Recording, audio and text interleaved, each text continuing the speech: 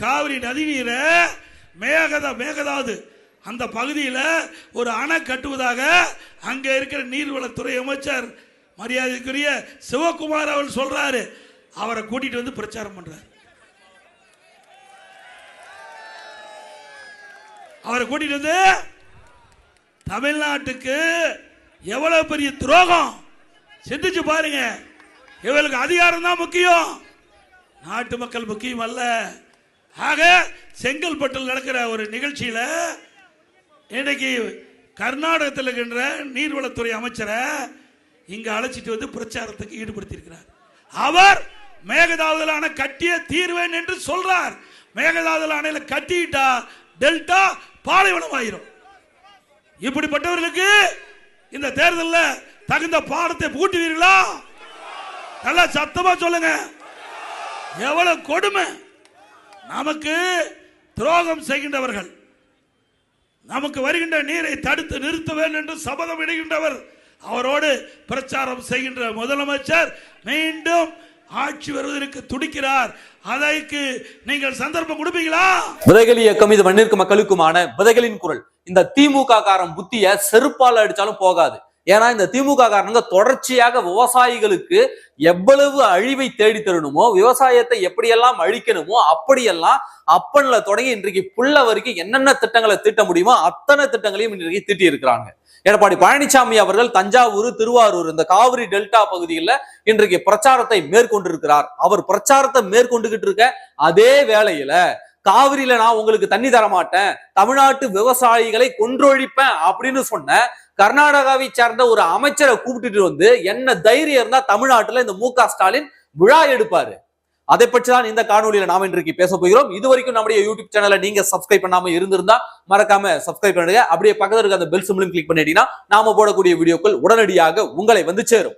இந்த திமுக அரசு தொடர்ச்சியாக அவன் அப்பன் கருணாநிதி காலத்துல இருந்து இன்னைக்கு ஸ்டாலின் காலம் வரைக்கும் தமிழ்நாடு விவசாயிகளை கொன்றொழிப்பதற்கான அத்தனை வேலைகளையும் செஞ்சுக்கிட்டு இருக்கானுங்க. காவிரியினுடைய துணை நதியான கபினி, ஹேமாவதி இது போன்ற நதிகள் குறுக்க அணை கட்டினாங்க கர்நாடக அரசு. அது அணை கட்டும் பொழுது கருணாநிதி அவருடைய ஆட்சி காலத்துல ஒரே ஒரு எதிர்ப்பை கூட இந்த கருணாநிதி பையன் தெரிவிக்கல.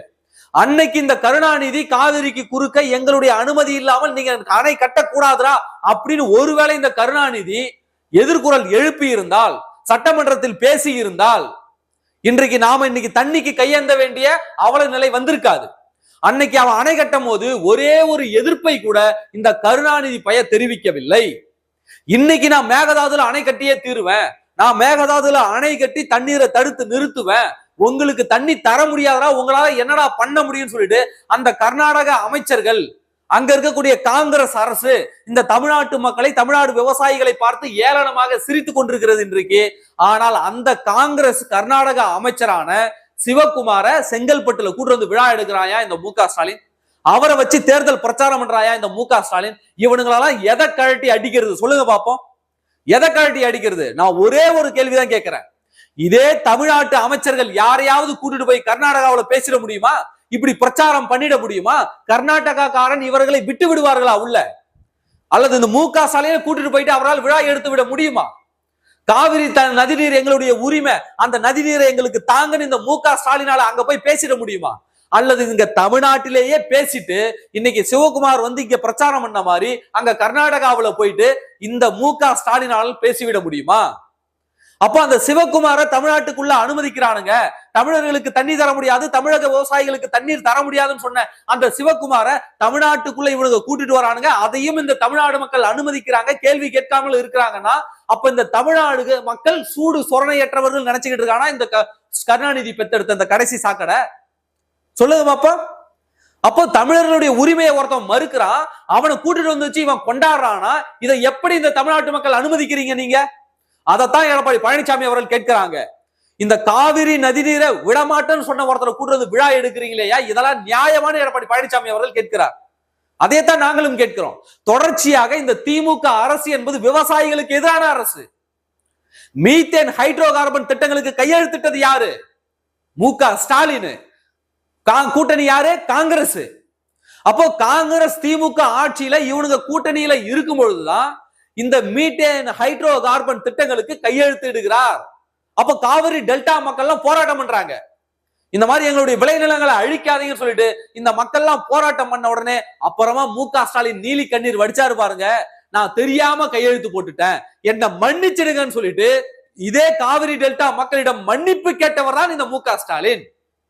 அதையும் மீறி மீண்டும் அங்கே ஹைட்ரோ கார்பன் திட்டத்தை கொண்டு வருவேன் அப்படின்னு நினைத்த போது எல்லா விவசாயிகளும் கதறாங்க. அன்றைக்கு அஇஅதிமுக அரசு எடப்பாடி பழனிசாமி அவர்கள் என்ன தெரியுமா செஞ்சாரு? உடனடியாக மத்திய அரசோடு பேசி, பிரதமர் நரேந்திர மோடி அவர்களோடு பேசி, காவிரி டெல்டா பகுதிகளில் ஹைட்ரோ கார்பன் எந்த காலத்திலும் எடுக்கக்கூடாது, அது விளைநிலம், விவசாய நிலம், ஒருபோதும் அதை நாம் அழித்து விடக்கூடாது, தமிழ்நாடு மக்களுடைய வாழ்வாதாரமே அதுதான், உணவு கிண்ணமே அந்த தஞ்சை டெல்டா பகுதி மாவட்டம் தான், அந்த காவிரி டெல்டா பகுதியில ஒரே ஒரு சொட்டு மீத்தேன் ஹைட்ரோ கார்பன் எதையும் நான் எடுக்க விட மாட்டேன், அதை வேளாண் பாதுகாக்கப்பட்ட மண்டலமாக அறிவிங்கன்னு சொல்லி அதை செய்து காட்டியது புரட்சி தமிழர் எடப்பாடி பழனிசாமி அவர்கள். அப்போ அந்த விவசாயிகளை அழிக்க நினைத்தது, அந்த டெல்டா பகுதிகளை அழிக்க நினைத்தது யாரு? இந்த மு.க. ஸ்டாலின் கருணாநிதி கும்பல். நானும் டெல்டாகாரன் தான் சொல்லிக்கிட்டு அந்த டெல்டாவையே சீரழிக்க நினைத்தான். ஆனால் எடப்பாடி பழனிசாமி அவர்கள் ஒற்றை ஆணையால அந்த காவிரி வேளாண் பாதுகாக்கப்பட்ட மண்டலமாக அறிவித்து அந்த வேளாண் மண்டலத்தை பாதுகாத்தது புரட்சி தமிழர் எடப்பாடி பழனிசாமி அவர்கள், அஇஅதிமுக அரசு. இது எத்தனை பேருக்கு தெரியும்? இதே திமுக ஆட்சியில, இந்த கருணாநிதி மகனுடைய ஆட்சியில மேல்மா சிப்காட் அமைக்க கூடாது, விவசாய நிலங்கள் இங்கே பறிக்கப்படக்கூடாதுன்னு சொல்லிட்டு போராடின விவசாயிகள் 2 பேரின் மீது குண்டர் சட்டம் போட்டதுதான் இந்த திமுக அரசு செய்த சாதனை. இவனுக்கு என்ன பண்ணானுங்க இந்த விவசாயிகளுக்கு? சொல்லுங்க பாப்பா. இப்ப ஒரு ஓராண்டுக்கு முன்னாடி மிகப்பெரிய மழை வந்ததா இல்லையா? அப்போ அந்த காவிரி டெல்டா பகுதிகள் அத்தனையுமே வெள்ளத்தால மூழ்கினதா இல்லையா? போய் எட்டி பார்த்தாரா முதலமைச்சர், இந்த தமிழ்நாட்டினுடைய முதலமைச்சர்?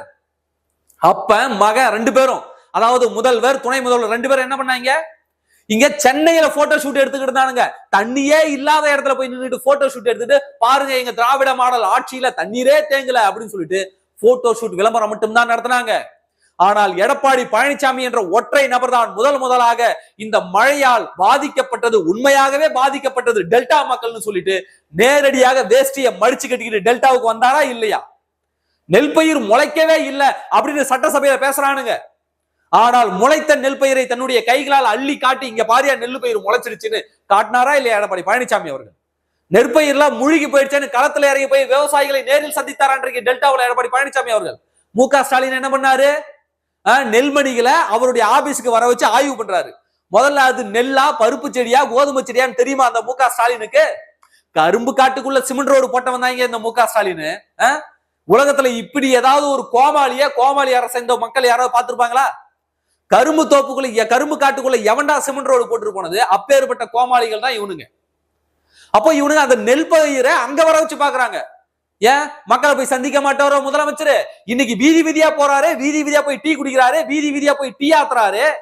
அன்னைக்கு டெல்டா மக்கள் அங்க பாதிக்கப்பட்டு நிற்கும் பொழுது, நிற்கதியாக நிற்கும் பொழுது, இன்றைக்கு இருக்கக்கூடிய முதலமைச்சராக இருக்கக்கூடிய மு.க. ஸ்டாலின் அவர்கள் நேரில் போய் பார்த்திருக்கணுமா வேண்டாமா? ஆனால் நேரில் போய் அந்த மக்களை சந்தித்தது எடப்பாடி பழனிசாமி அவர்கள், எதிர்க்கட்சி தலைவர். அவர் ஆட்சியில இருக்கும் போது மக்களை சந்தித்தார், ஆட்சியில இல்லாத போது மக்களை சந்தித்தார். ஆட்சி இருந்தாலும் இல்லை என்றாலும் மக்களுக்காக உழைக்கக்கூடிய ஒரே தலைவராக எடப்பாடி பழனிசாமி அவர்கள் அன்றும் இருந்தார், இன்றைக்கும் இருக்கிறார். இன்றைக்கு கூட பாருங்க, ராமநாதபுரம் டிஸ்ட்ரிக்ட்ல ஹைட்ரோ கார்பன் எடுப்பதற்காக ஆழ்துணை கிணறு அமைப்பதற்கான அனுமதி கொடுத்தது இந்த திமுக அரசு. உடனடியாக நாங்க எல்லாரும் சேர்ந்து எதிர்ப்பு தெரிவிச்ச உடனே எதிர்ப்புல இருந்து பின்வாங்கினானுங்க. அதையெல்லாம் மறந்துட்டீங்களா என்ன? விவசாயிகள் இன்றைக்கு டெல்டா பகுதியில இந்த மு.க. ஸ்டாலினுக்கு கருப்பு கொடி காட்டி விரட்டி அடிச்சிருக்காங்க. அந்த காணொலியில எத்தனை செய்தி ஊடகங்கள் வெளியிட்டது சொல்லுங்க பாப்போம். போற இடங்கள் அத்தனை இடங்கள்லயுமே இந்த திமுகவுக்கு எதிர்ப்பு, கடுமையான எதிர்ப்பு, ஒவ்வொரு இடங்கள்லயுமே. இப்படியாக விவசாயிகளுக்கு இந்த திமுக தொடங்கினதிலிருந்து இன்றைக்கு வரும் இந்த விவசாயிகளுக்கு துரோகம் மட்டுமே இழைத்து கொண்டு வரக்கூடிய ஒரே கட்சினா அது திமுக தான், இந்த கருணாநிதி குடும்பம் தான். ஆனா பச்சை துண்டை தோல்ல போட்டுட்டு வந்துருவானுங்க. நானும் டெல்டாகாரன் தாங்க, அதனாலதான் டிடிவி தினகரன் போட்டு பொழந்தாரு. நீ டெல்டாகாரன்ல, அப்பனும் மாவனும் நீங்க 2 பேரும் உல்டாகாரனுங்கடா, பல்டி அடிச்சு பேசுறவங்களான்னு சொல்லிட்டு டிடிவி தினகரன் அவரு ஒரு போற போக்குல ஒரு மிதிச்சுட்டு போறாரு. அங்க தேங்கி வச்சிருந்த அந்த நெல் மூட்டைகள், டெல்டாவில் உங்களுக்கு தெரியும் மழை எப்படி வந்துச்சுன்னு சொல்லிட்டு, விவசாயினுடைய அறுவடை காலம்,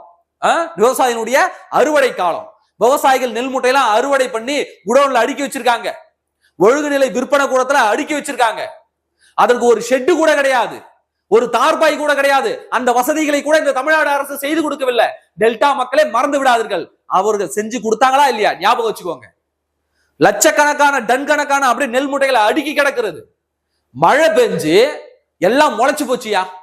அதுக்கு எம்ஆர்கே பன்னீர்செல்வம் விவசாயத்துறை அமைச்சர் என்ன தெரியுமா சொன்னா, அதெல்லாம் ஒண்ணும் முளைக்கலீங்க, சும்மா லைட்டா முளைப்பு வந்துருச்சுங்க, இதுக்கு போய் அப்படியே தையத்தக்கான்னு குதிக்கிறீங்க அப்படின்னு இந்த எம்ஆர்கே பன்னீர்செல்வம் சொன்னானா இல்லையா விவசாயத்துறை அமைச்சர், திமுகவுடைய விவசாயத்துறை அமைச்சர்.